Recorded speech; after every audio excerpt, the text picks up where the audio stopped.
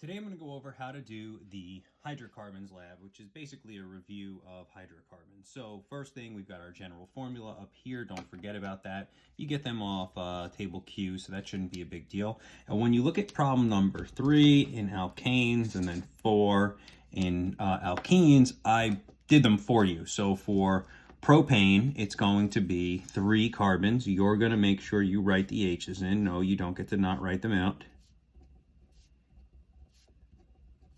And then the molecular formula would be C3H8, or the general formula. And then the condensed version would be carbon 1 would have 3 H's, and then carbon 2 has 2 H's, and then carbon 3 has 3 more H's, so that shouldn't be too big of a deal. You do this for the first 8 carbons. Now, when we get to the alkenes, I'll show you why I have 2 versions on here, all right? So for the alkenes, we should know the general formula. That's pretty easy, CnH2n, no big deal there. For 4, there's more than one version of butene, so I'm going to tell you I want both versions. So the way this works is if we number the carbons,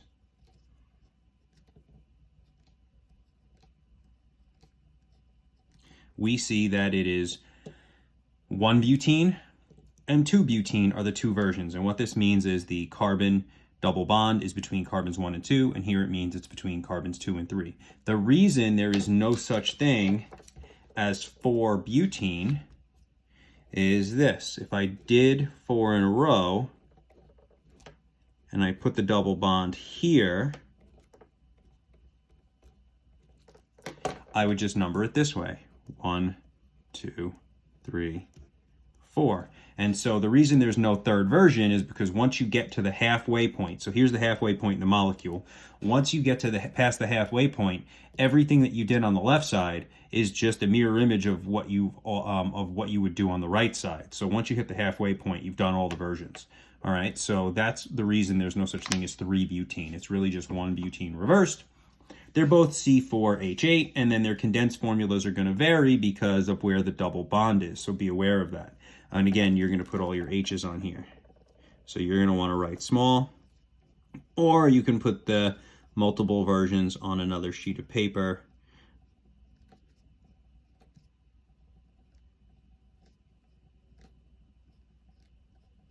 And I would definitely do this in pencil.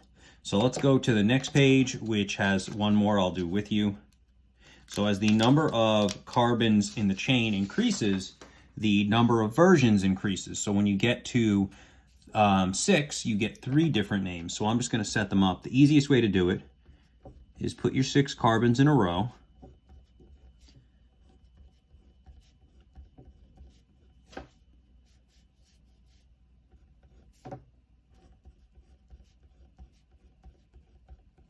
And then put your double bond between carbons 1 and 2, and then move it to the right 1 more, and then move it to the right.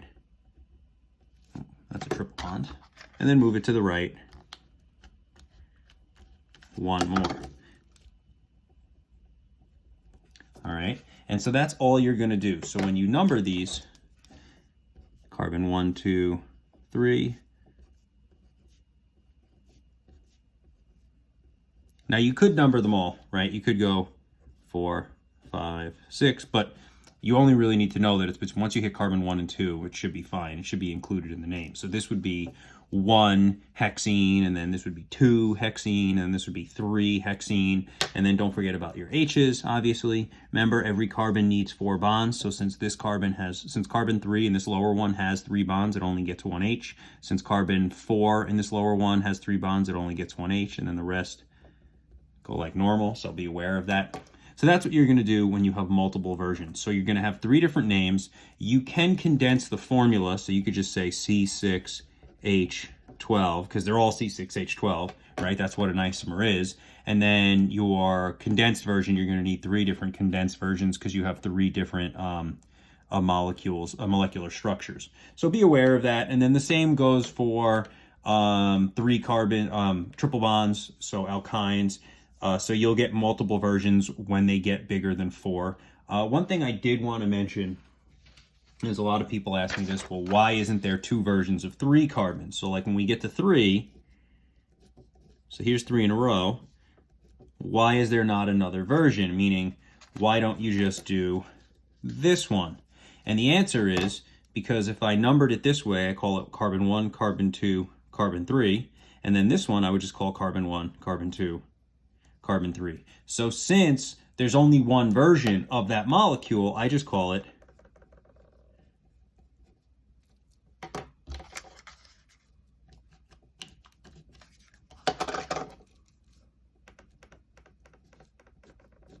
it's just propene. It doesn't get a number, meaning if you called this 1 propene, that would actually be wrong, because that would imply that there is a 2 propene. And since 2 propene is just 1 propene backwards, you don't include the number. So general rule, when you get to double bonds, they are not going to have the first two, like 2 carbons and 3 carbons, they're too small to have multiple variations. It's when you get to 4 carbons that you start having variation in the carbons as far as numbering the double bonds. So just be aware of that. Now let's go to the third one.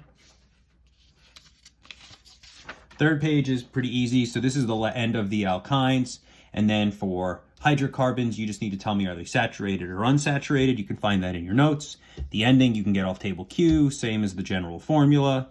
Full name of table Q, you get it right off there. The prefixes from table P, I believe they're on. So you get the prefixes, you write them out, write the full name for the table.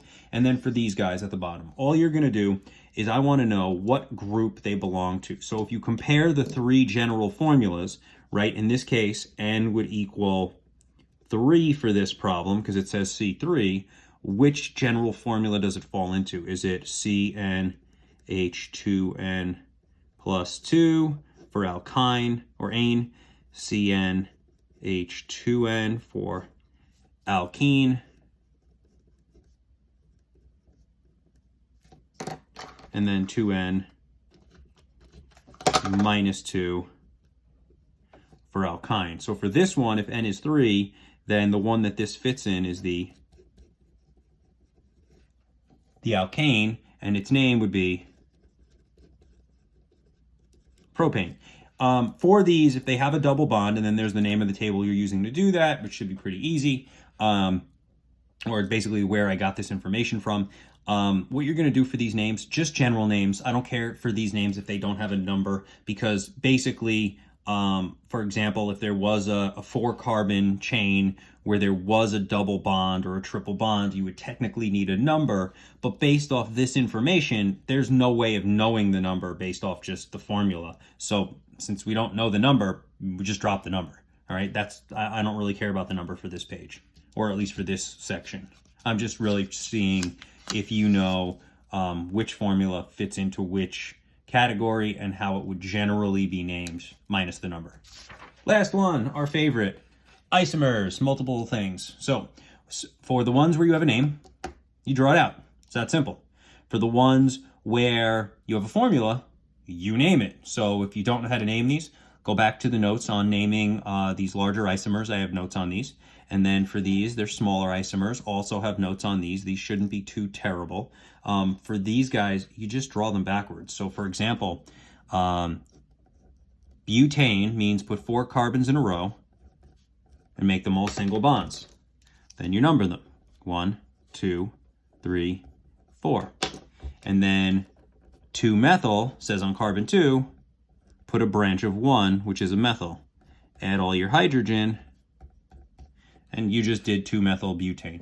It's literally that easy. You just work backwards, starting at the base, and then just, so like for this one, you would do 9 in a row, make them all singles, number them, and then go to number 2 and number 3 and put a single methyl group. This dimethyl bit just tells me that there's 2 methyls, and then the 2 numbers tell me where to find the individual methyls. So do not put 1 up, 1 down on 2, and 1 up, 1 down on 3. That would be 4 methyls, and it would need 4 numbers. Okay, so 2 numbers means 2 branches of 1.